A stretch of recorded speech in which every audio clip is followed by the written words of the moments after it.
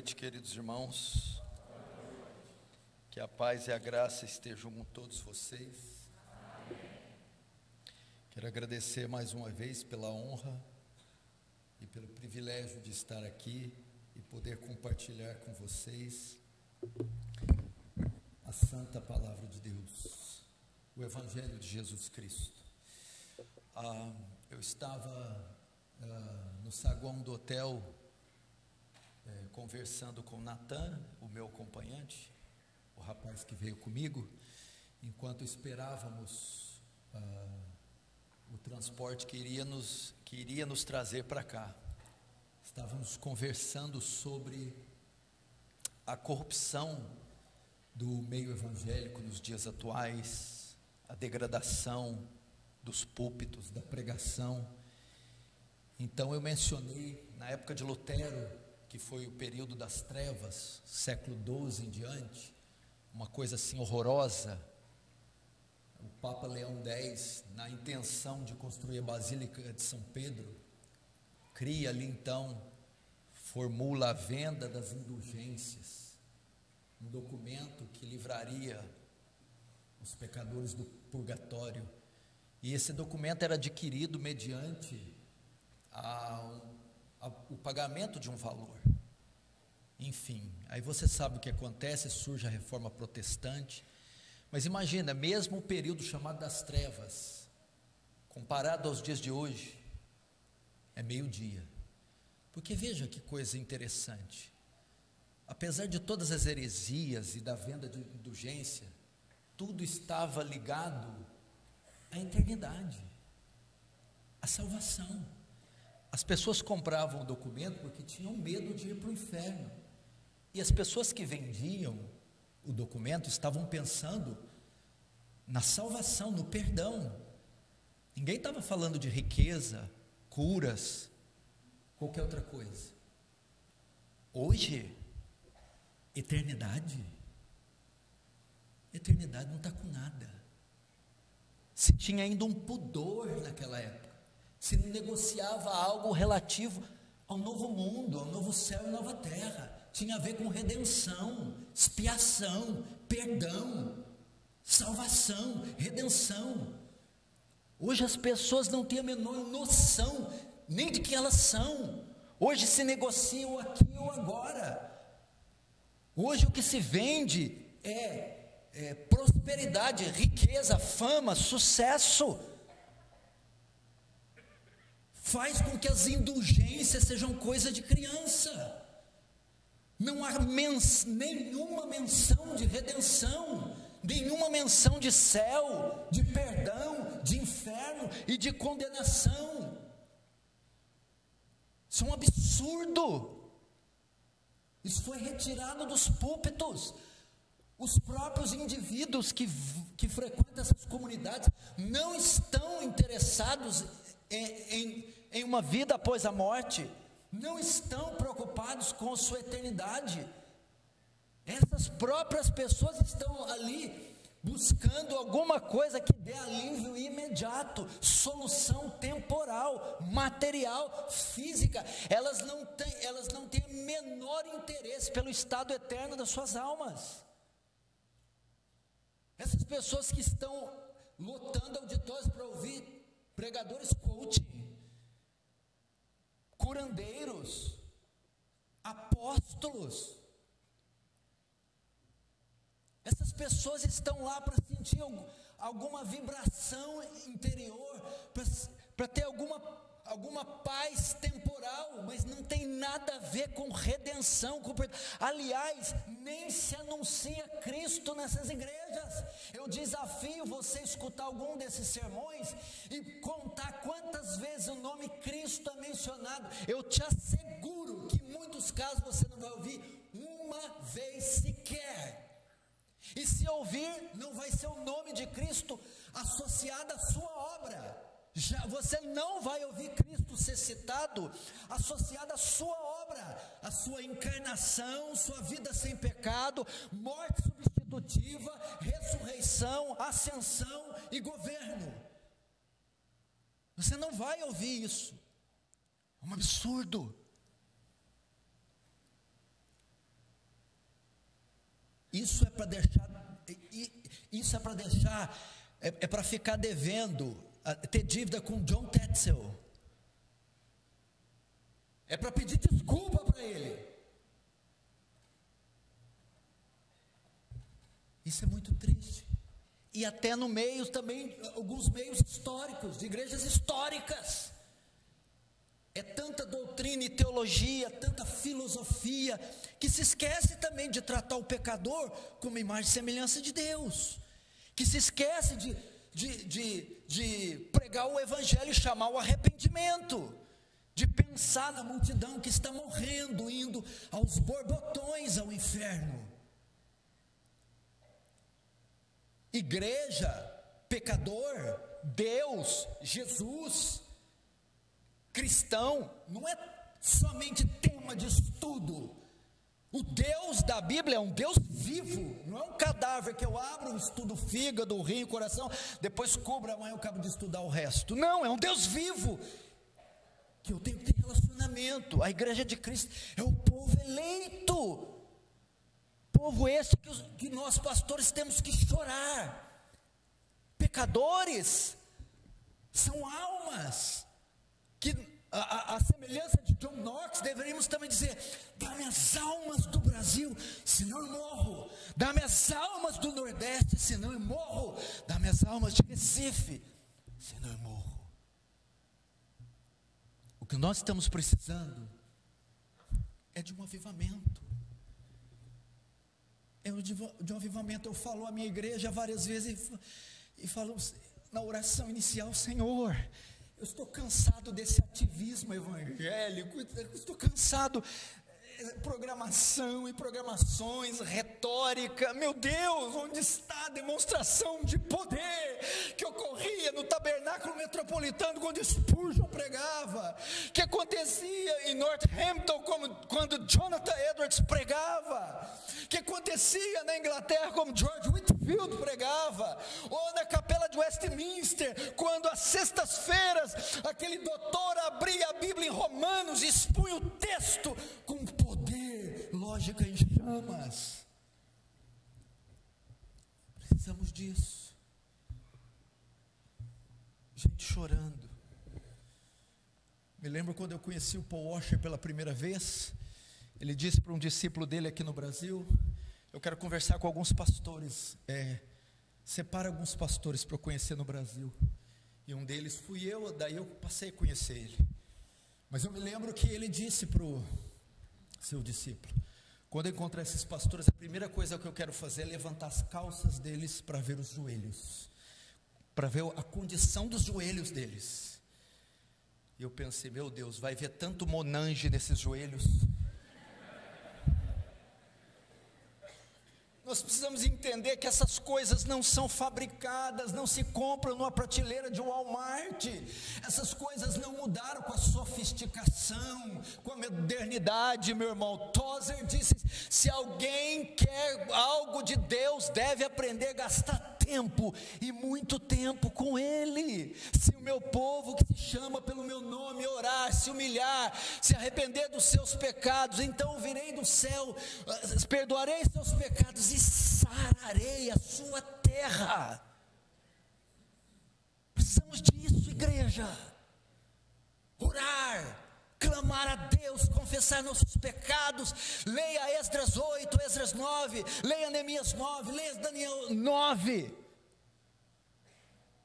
A oração de confissão, de arrependimento, pedindo: ó Deus, aviva a tua obra, faz ela conhecida no meio dos anos, na tua ira lembra-te da misericórdia. Visita, Senhor, visita o Congresso Nacional, visita o Parlamento, visita a Suprema Corte, visita o Legislativo, o Judiciário, visita, Senhor, visita o governo federal, visita, Senhor, as favelas, visita as periferias, visita as instituições, Senhor, que vai ser desse país. Como Leonardo Ravenhill disse, temos que clamar por um avivamento, porque o temo, se não vir o avivamento, virá o juízo no lugar dele. E eu acredito que no Brasil pode estar acontecendo a mesma coisa. E aí diziam para ele também: a igreja está sofrendo por causa do pecado da América. Haverhill diz: não, a América está sofrendo por causa do pecado da igreja. É uma verdade que poderíamos aplicar hoje ao nosso contexto. Irmãos, eu queria isso de vocês. Hoje, graças a Deus, nós não temos mais problema com o conhecimento. Ele chegou a nós. Muitos pregadores dizem que o YouTube está fazendo para a igreja hoje o que Gutenberg e a imprensa fizeram para Lutero na Idade Média. O conhecimento tem chegado, pregações expositivas, seminários online, livros, pregadores dos mais distintos brasileiros e norte-americanos, teologia reformada crescendo nos 4 cantos do país. O conhecimento, hoje nós não podemos esconder atrás da desculpa da ignorância. O conhecimento está disponível. Entretanto, eu temo que nós já tenhamos conhecimento suficiente, ou para trazer um avivamento, ou para nos santificar, ou para nos condenar, porque agora chegou a hora de colocar isso em prática. Chegou a hora de sairmos. Vós sois o sal da terra e a luz do mundo. Chegou a hora de alçarmos a nossa voz na universidade, no curso fundamental, no médio, na repartição do trabalho, na empresa. Alçarmos a nossa voz e pregarmos o Evangelho de Cristo, testemunharmos da nossa fé para esse mundo perdido. Precisamos pôr em prática. Já lemos sobre a coleção de livros de Ian Bound sobre oração. Agora precisamos dobrar nossos joelhos e orar. Já lemos sobre os sermões poderosos de Spurgeon. Agora chegou a hora de nós replicarmos a mesma coisa. Precisamos fazer isso. Ir às ruas, pregar o Evangelho de forma informal ou formal. Grupos formais ou informais, em tempo e fora de tempo. Você já imaginou se Recife for visitada com avivamento? Se a primeira igreja for visitada com avivamento? Você já imaginou se Deus abrisse os céus e rompesse um avivamento e nos despertasse para uma vida robusta de oração, fome das escrituras, fome de oração, fome por santificação, separação do mundo, do mundanismo, paixão pelas almas, desejo evangelístico, desejo missionário? Que rebuliço nós não causaríamos aqui? Você deve orar por isso. Pastor, mas já está tão bom. Sim, mas nós não temos ideia o quão bom ainda pode ser. Pastor, mas tem crescido tanto. Sim, mas não temos ideia o quanto ainda pode crescer mais. Quem concorda comigo diz amém. E essa não é a mensagem que eu vou pregar, tá? Agora eu nem sei o que eu prego mais.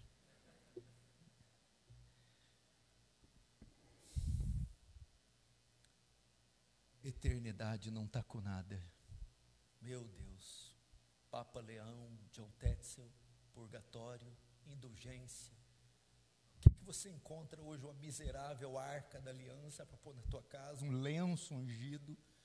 Você está levando demônio para a tua casa, macumba para a tua casa, maldição para a tua casa, que não faz sequer menção do nome da pessoa bendita de Cristo, não eleva nenhum dos atributos de Deus, não glorifica o Espírito Santo, pelo contrário, escarnece do Espírito Santo, não exalta a cruz de Cristo, pelo contrário, pisa os pés do sangue da nova aliança. Meu Deus do céu!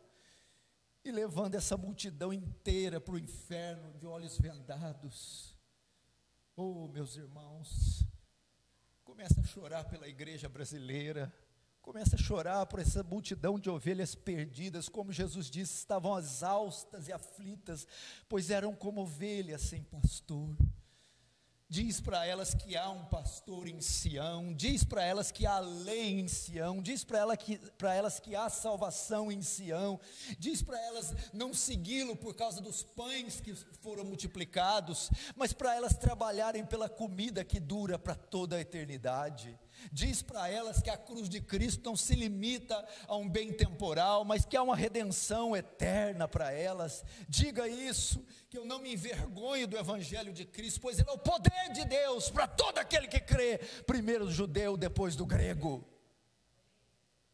Diz para elas, meu irmão, como escreveu aquele velhinho, o outdoor de Cristo.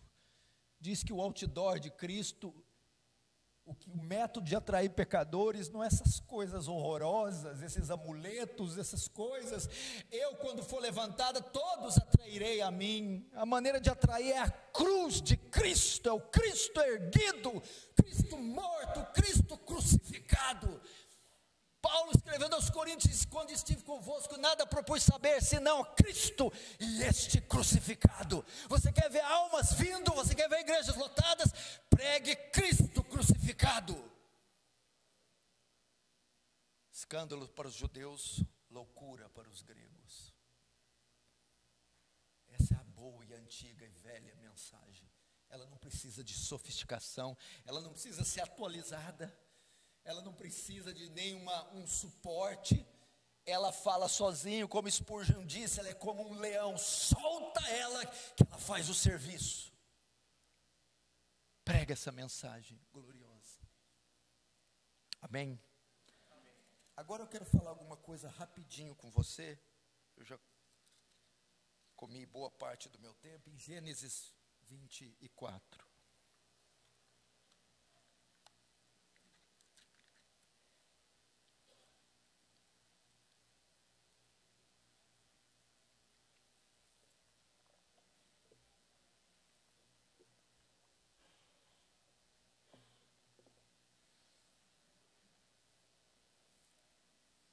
Deixa aberta em Gênesis 24. Eu estou aqui essa noite também para fazer o lançamento do meu mais novo livro, A Procura de Rebeca, um livro sobre o namoro cristão. De que trata esse livro? Princípios para namoro cristão. Fala também de masculinidade e feminilidade bíblica. É um livro para pais, é um livro para mães, é um livro para maridos, é um livro para mulheres, é um livro para jovens, é um livro para solteiros, que vai ensinar muita coisa sobre masculinidade, feminilidade, como escolher uma pessoa para namorar e como conduzir o namoro segundo as Escrituras, até porque esse tema, ou esse termo, não encontra amparo nem no Antigo, nem no Novo Concerto. Queridos irmãos, nós devemos dar uma atenção, preste muita atenção, devemos dar uma atenção especial aos nossos jovens. A igreja de Cristo, seus líderes, os anciãos, precisam voltar os olhos para os jovens, uma vez que eles estão sendo grandemente disputados pelas trevas e pelo nosso mundo.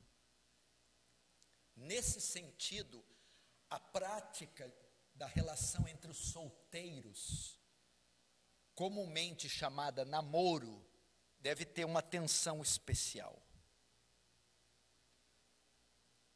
Os relacionamentos entre os solteiros devem ser desenvolvidos conforme as Escrituras ensinam. Porque se assim não for, muitos males ocorrerão com a nossa juventude, tais como desvio da fé, abandono da igreja, rebelião contra os pais, baixo rendimento escolar ou no trabalho. Isso tudo em virtude de relacionamentos mal conduzidos e de sentimentos que afloram o coração e perturbam a mente. O namoro não é uma prática prevista nem no Antigo nem no Novo Testamento. O namoro, você precisa entender que é uma criação do mundo ocidental.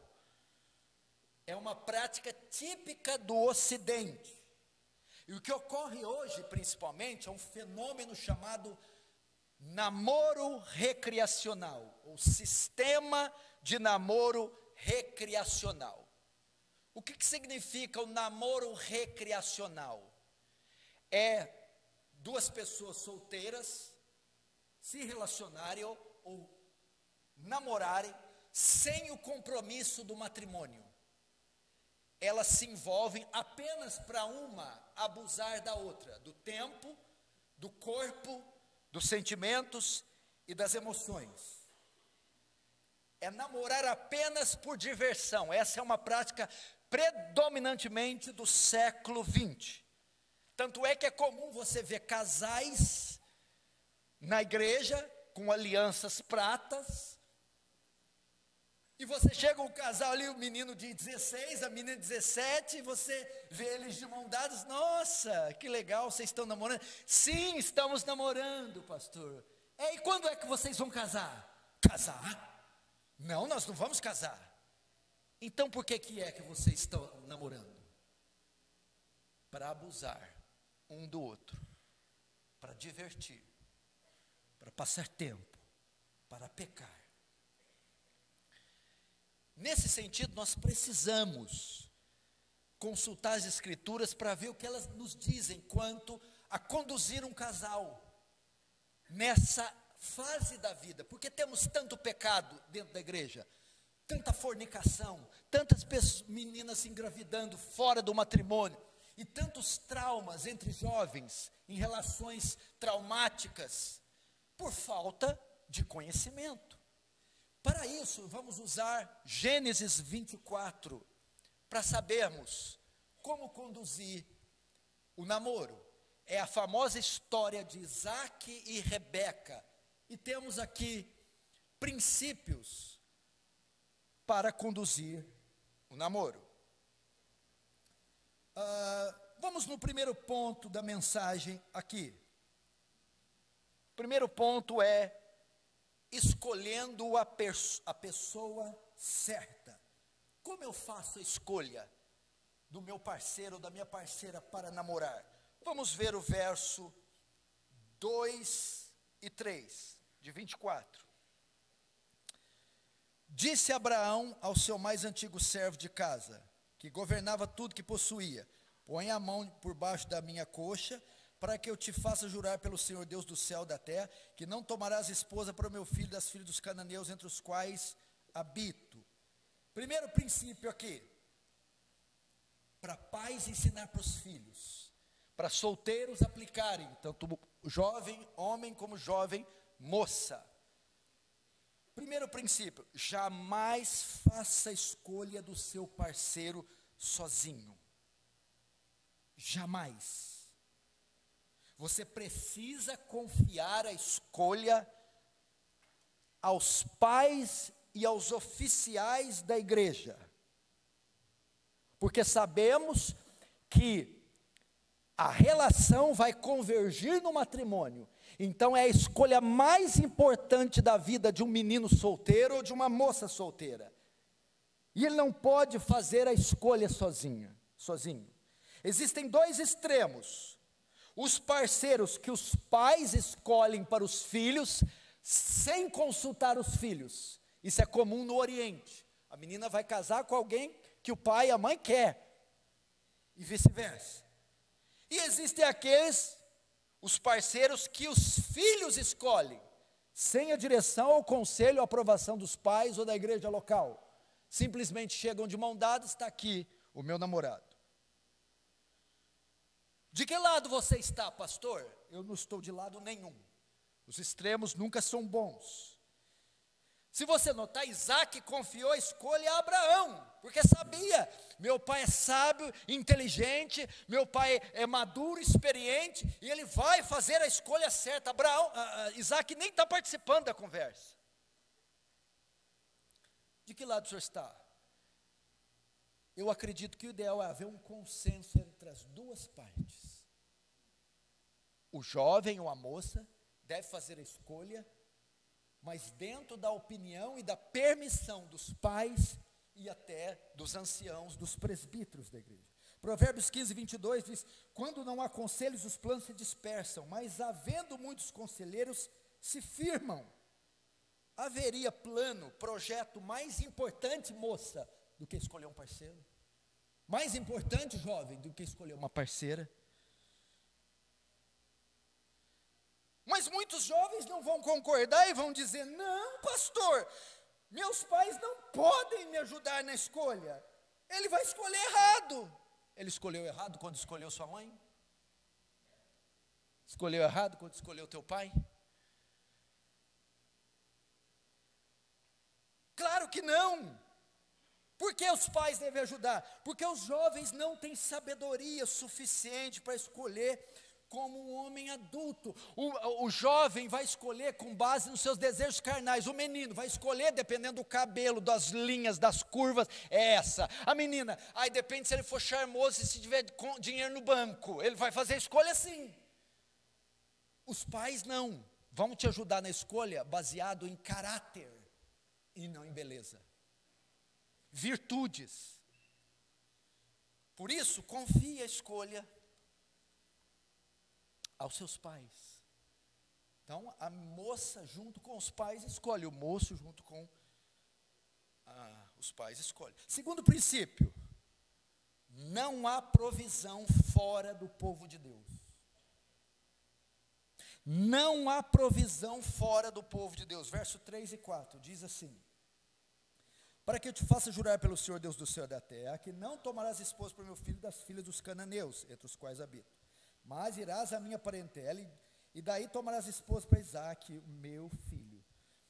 Você jamais pode escolher uma pessoa do mundo, um ímpio, um pagão.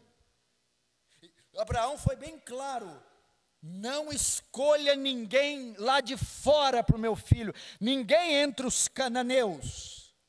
Pais, nesse sentido, pastores, devemos orar para que Deus proveja um parceiro para os nossos filhos ou filhas dentro da casa de Deus, entre o povo de Deus, entre os salvos.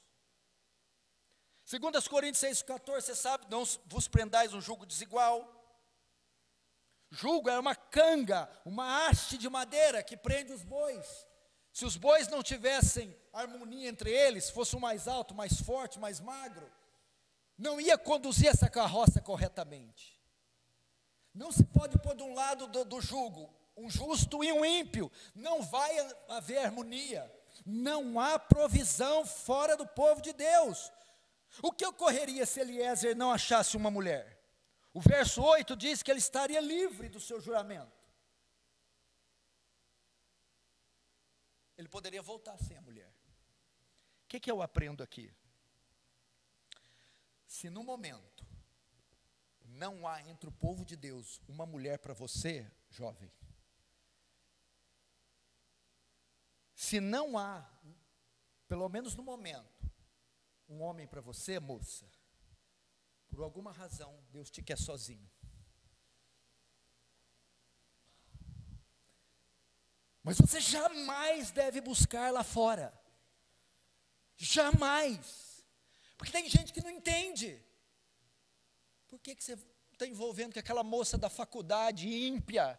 Por que você está envolvendo com aquele menino? Porque eu orei, cansei, esperei aqui, não tem ninguém nessa igreja, ou nas igrejas irmãs, nas igrejas filhas.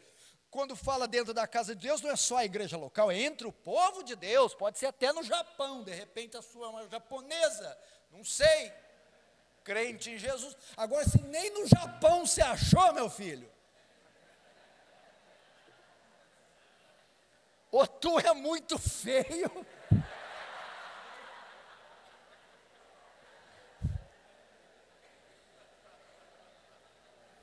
nem japonesa me quer, pastor.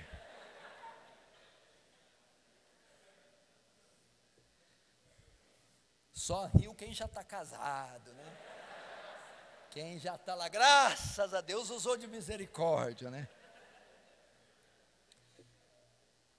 Meu irmão, o que você precisa entender é assim: até que Deus prepare uma pessoa para você, Ele quer usar a sua solteirice. Você fica aí batendo o pé, eu quero agora. E não tem alguém entre o povo de Deus.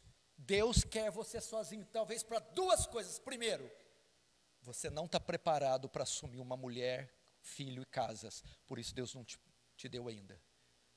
Ele vai dar quando? Quando você estiver apto. Ele está te preparando. Você não está preparada para assumir um marido, casa e filhos. Por isso Ele não te deu ainda. Ele está te preparando. Pense nisso. Não seria uma tragédia entregar uma família nas tuas mãos sem que você tenha nenhuma condição? Não poderia terminar em um divórcio, em uma tragédia? Segundo princípio, Deus não quer te dar um marido agora, moça, ou uma mulher agora, moço, porque Ele quer te usar no reino de Deus. Eu me converti com 23 anos. Sabe quando eu me casei? Com 34. E eu pedi uma namorada no primeiro ano. Por que Ele deu só no 34? Porque nesse período nasceu Igreja Aliança do Calvário, Defesa do Evangelho, meu ministério. Deus estava me preparando, Deus estava me formando nessa época, de modo que se eu tivesse um relacionamento, provavelmente nem pastor eu seria. Pense nisso. Aí o que acontece, que é muito comum, pastor? Não tem na igreja, a menina vai buscar no mundo e fala assim, não, é um namoro missionário. Eu estou evangelizando ele, ou eu estou evangelizando ela. Aí o que acontece? Ela apaixona por ele, a ímpia. Ou o ímpio apaixona por ela. Vem, vai na escola dominical, batiza, até exorta a família dela. Você não vai na igreja não? Ele muda, ele se converte, só para conquistar ela. Depois que conquistou, saem os dois da igreja. E os pastores, ou os pais, acreditam nessa conversão. Pode acontecer? Pode. Dá 2 anos para ele esperar. Vai ter que dar fruto esse camarada. Terceiro princípio. Na escolha, você deve procurar no parceiro virtudes e não beleza. Veja o verso 21. Gênesis 24, 21. O homem observava em silêncio, atentamente, para saber se teria o Senhor levado a bom termo a sua jornada ou não.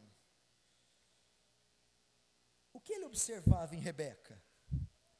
O que ele está olhando? Não, cabelo meio pichain, calcanhar rachado, cintura também, ruga, pé de galinha, remela no olho. Não, eu não estava vendo isso não. Ele estava buscando virtudes em Rebeca.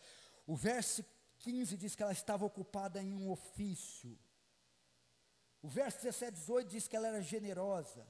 O verso 20 diz que ela era diligente e inteligente. O verso 16 diz que ela era virgem, santa.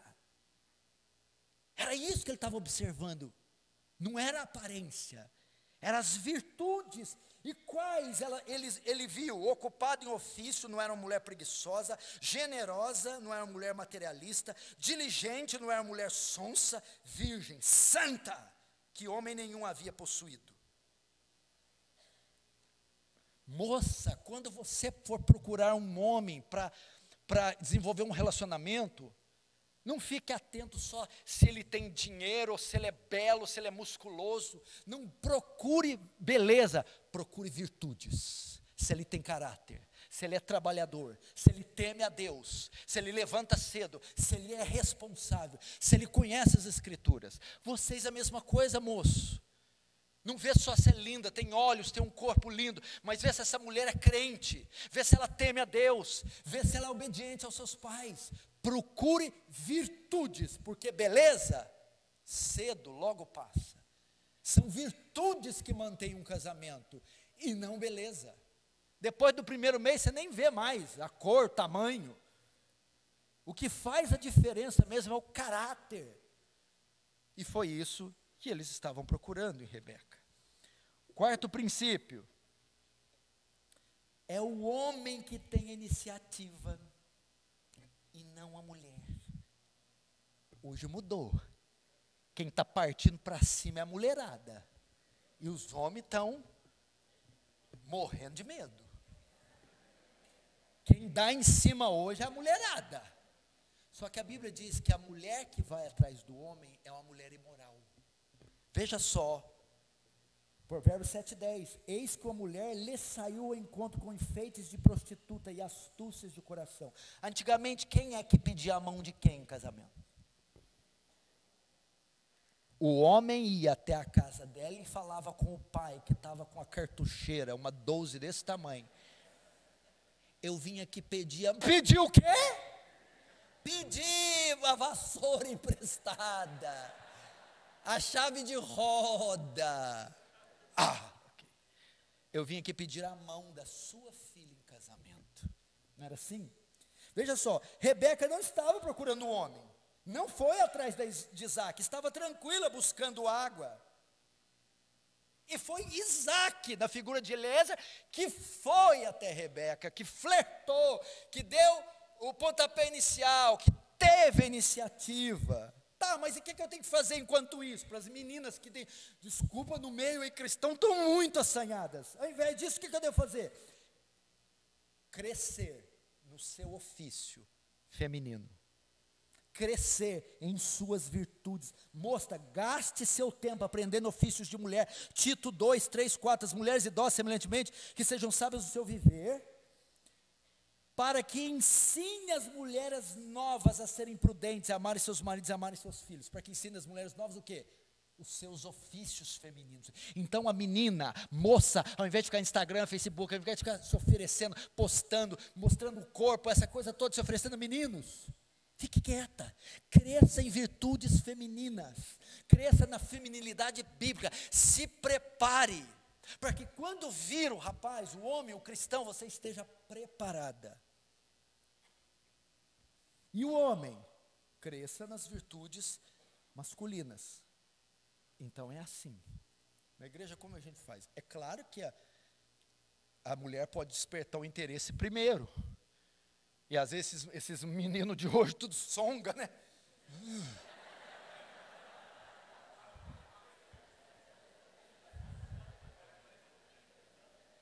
Pastor, eu estou falando igual o senhor pregou, mas pastor, ele é lerdo demais. Eu passo na frente dele.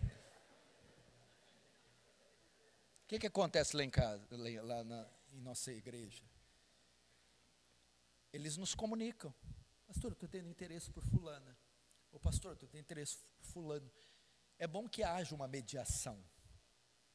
E aí a gente dá uma de cupido. Agora, pega celular e fica 2, 3 horas da manhã trocando mensagem, mandando foto, se oferecendo. A mulher deve ser guardada, reservada, ok? É o homem que tem iniciativa. Olha esse quinto princípio, para a escolha. Conheça seus antecedentes. Conheça seus antecedentes. Verso 23, 24. E lhe perguntou, de quem és filha?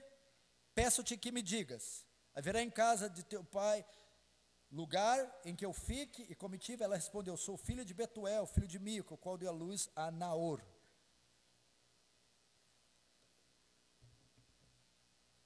A mulher, eu achei ela, está ali, tem virtudes, eu estou trazendo a iniciativa, mas espera aí, já não vamos começar não. De quem é essa mulher filha? Quem é o pai dela? De onde ela vem? Qual a sua origem? Sua árvore genealógica? A mesma coisa, não se envolva com alguém que chegou aí na igreja, apareceu. Espera aí. Conheça seus antecedentes. De quem esse rapaz é filho? O que ele está fazendo aqui? É crente? Como é a sua família? São bons? São hospitaleiros? São cristãos? De onde saiu esse sujeito? Quero saber seu histórico. Note, quando você casa, querida, com o menino ou com a moça jovem, você introduz uma nova família, a sua família. Você precisa saber do histórico, se essa pessoa tem passagem pela polícia, se é um mau caráter, se tem a sua vida pregressa. Não pode simplesmente porque apareceu aqui é belo, ou porque apareceu aqui é bela. Porque todo esse entulho vai com você para o casamento. Você precisa saber disso. Quanta gente não tem o casamento destruído, porque envolveu com a pessoa e não sabia, e era filho de uma família problemática, cheia de dívida, envolvida com crime, com um antecedente de drogas, de alcoolismo, e aquilo entrou e perturbou o casamento. Ah, mas ele era bonito, ah, mas ela era bela. E tem mais, você gosta dela? Gosto, pastor. Olha para a mãe dela. Ela vai ser igualzinha. Olha para o pai dele. Está vendo? O que ele virou hoje? É isso que ele vai virar.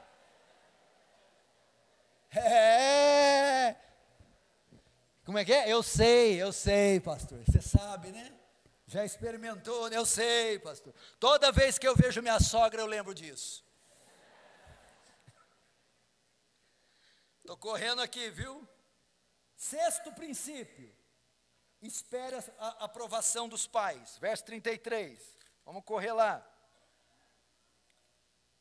Diante dele puseram comida, porém ele disse: não comerei enquanto não expuser o propósito que venho. Labão respondeu-lhe, disse, sou servo de Abraão, e assim por diante. O que acontece? Eles não iniciaram nada sem que houvesse a permissão de ambas as partes, dos pais que estavam tratando aqui da relação. Você precisa participar, seu pai. Você não pode simplesmente chegar com o moço falando, eu já estou namorando. Você não pode simplesmente chegar com a menina e dizer, eu já estou namorando. Ele comunica o pedido a Abraão e tudo o que Deus fez até ali. Ele esperou a aprovação dele. Você pode pensar, mas não, pastor, eles não vão aprovar. Como você sabe? Se você estiver fazendo algo errado, eles não vão aprovar mesmo, e nem devem. Agora, se você estiver fazendo tudo correto, estiver debaixo da vontade de Deus, tudo irá dar certo. Preste atenção, não inicie uma relação com o sexo oposto sem a aprovação dos pais e dos oficiais da igreja, caso o envolvimento dessas pessoas seja fixo na sua igreja local. Você não pode fazer isso. Imagine aqui a ilustração. Você conhece aqueles homens que trabalharam 40 anos numa empresa com muita dificuldade e depois de 40 anos se aposentaram e finalmente conseguiu comprar a caminhonete dos seus sonhos? Ele está com 65 anos de idade. E a coisa que ele mais ama na face da terra é aquela caminhonete que ele comprou depois de 40 anos de trabalho. Ele não faz outra coisa senão polir aquela caminhonete. Ele ama ela. Chega um sábado às 10 da noite, esse senhor está indo dormir. Mas antes de dormir ele dá uma olhadinha na garagem e despede da caminhonete. E vai dormir. Chega às 11h30 da noite, um fedelho salta o muro, vai até a cozinha e pega as chaves, entra na caminhonete, com todo mundo dormindo, aciona o controle e o portão abre. Ele vai com essa caminhonete para a balada, coloca mais 5 indivíduos, cheios de garrafas de cerveja e bituca de cigarro, e bebem, e fumam, e queimam o estofado, e dão um cavalo de pau, e abusam e usam da caminhonete a noite toda, e ali pelas 5 da manhã voltam, abrem o portão, colocam a caminhonete, a chave no lugar, saltam o muro e vão embora. Esse homem desperta mais ou menos 6h30, 7 horas. Primeira coisa que ele vai ver é a caminhonete. Quando ele olha, ela está suja de barro. Os vidros estão abertos. Ele sente o cheiro de cerveja e cigarro. E quando ele vê que caminhonete ousada, ele grita: quem usou minha caminhonete sem a minha autorização? Eu vou matar quem fez isso. Não seria capaz de dizer o que aquele homem seria capaz de fazer se ele pegasse quem usou a caminhonete sem autorização. Agora vamos trocar. Imaginemos que esse homem foi dormir às 10 e às 11h30 salta um rapaz de 18, 19 anos que tem 3 ervilhas na sua massa encefálica e ele vai lá pegar não a caminhonete, mas a filha única de 16 anos desse mesmo pai, a coloca no carro e a usa, e abusa, e faz dela o que quer, e às 6 da manhã a devolve, sem a permissão desse homem. Eu não sei o que esse homem seria capaz de fazer, a hora que ele soubesse, quem tocou na minha filha sem a minha permissão? Te digo uma coisa, eu não sei você, mas se eu tenho uma filha mulher, eu seria esse homem. E se fosse você o jovem, talvez você não viveria para contar o resto da história. Por isso, não pegue sem a permissão dos pais, por favor. Mais 10 minutos eu acabo. 7º princípio: temor a Deus e honra aos pais. Verso 43 e 44, diz assim: eis-me agora junto às fontes de água, a moça que sair para tirar água, a quem eu disser, dá-me um pouco de água do teu cântaro, e ela me responder, bebe, eu também tirarei água para os teus camelos, seja essa mulher que o Senhor designou para filho do meu Senhor. O que acontece aqui? Rebeca aceitou ir com Eliezer. Ela aceitou. Por quê? Pela história que ele contou. Rebeca percebeu que se tratava de um homem temente a Deus e que honrava o seu pai. Ela foi. O verso 57 e 58 diz que ela foi. E o que convenceu ela? A história que contou. Quando ele contou a história, Rebeca diz: esse é meu marido. Porque ela percebeu dois aspectos em Isaac. Esse homem teme a Deus e respeita os pais. Moça, se esse jovem não teme a Deus, não respeita a Deus, ele não respeitará você. Se essa menina não honra os pais, não é submissa aos pais, não será submissa a você, jovem. Se é um jovem que não teme a Deus, nem honra os pais, fuja dele. Se é uma moça que não teme a Deus, nem honra os pais, fuja dela. Porque se não honram eles, não honrará você. Você quer saber como ele vai te tratar, moça?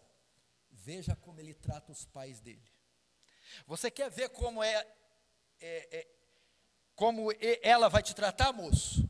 Veja como ela trata os seus pais. Quem fez isso na Bíblia? Sansão. Sansão não respeitava os pais, nem temia a Deus. Como terminou a vida dele? Destruído os seus casamentos e a sua própria vida.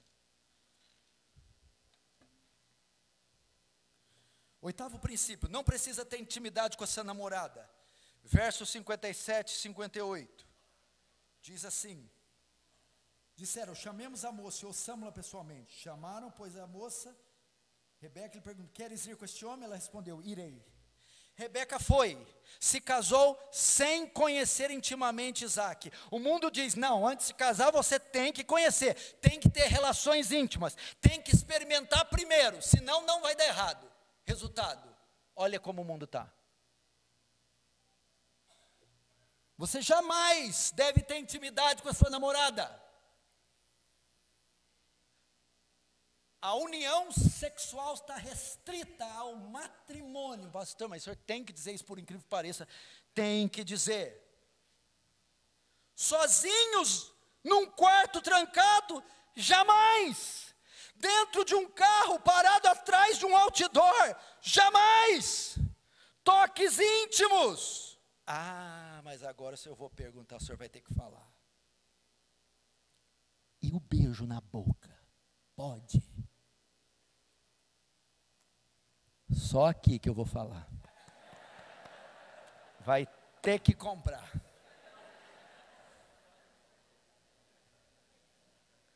Você sabia que a Bíblia manda você lutar com o diabo e enfrentar? Quando é diabo, cai para dentro. Quando é diabo, sobe do ringue, pega pelo chifre. E quando é mulher, a Bíblia, corre. Corre! Fugir da prostituição. Foge dos desejos da sua mocidade. Foge da aparência do mal. Porque Deus sabe que é mais forte do que nós. Do que a gente. Foge. Foge. Agora, último, e eu termino. Então vem a pergunta: quando é que eu posso me relacionar com uma mulher? Quando é que eu posso me relacionar com um homem? Quando é que o namoro pode começar? Com 15? Com 16? Com 18? Qual é a fase ideal para eu iniciar uma relação entre o solteiro? Bom, eu vou dizer vou afirmar algo aqui e dessa afirmação teremos uma base. O namoro tem como objetivo o casamento. Namorar sem visar o casamento é pecado de lascívia. Então o namoro só pode se iniciar se ele tem como finalidade o casamento, ok? Então, quando é que eu posso namorar? Quando eu tiver condições de casar. E quando é que eu posso ter condições de casar? Quando eu me tornar um homem ou quando me tornar uma mulher. Porque casamento é coisa de homem e não de menino. Casamento é coisa de mulher e não de meninas. Então, eu só posso namorar quando eu tiver responsabilidades de um homem adulto e ter condições de sustentar financeiramente e espiritualmente uma mulher. Como que o menino de 16 anos tem condição disso? Ele não tem estrutura emocional, financeira, física, nenhuma. Então, menino, muitos dizem assim, quando é que eu posso namorar? Quando eu sentir atração pelo sexo oposto. E isso acontece cada vez mais cedo em nossa cultura. Não. Quando você sentir atração pelo sexo oposto, não é um sinal que você vai começar a namorar. É um sinal que você tem que se preparar para se tornar um homem. É um sinal que você tem que se preparar para se tornar uma mulher. E então, tornando-se uma mulher, tornando-se um homem, tendo responsabilidades de um homem e de uma mulher, agora você pode se unir, não uma menina, mas uma mulher, não um menino, mas um homem, visando essa instituição que Deus criou no Éden, o casamento.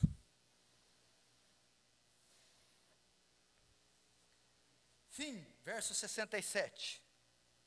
Isaac conduziu até a tenda de Sara, mãe dele, tomou Rebeca, e esta lhe foi por mulher.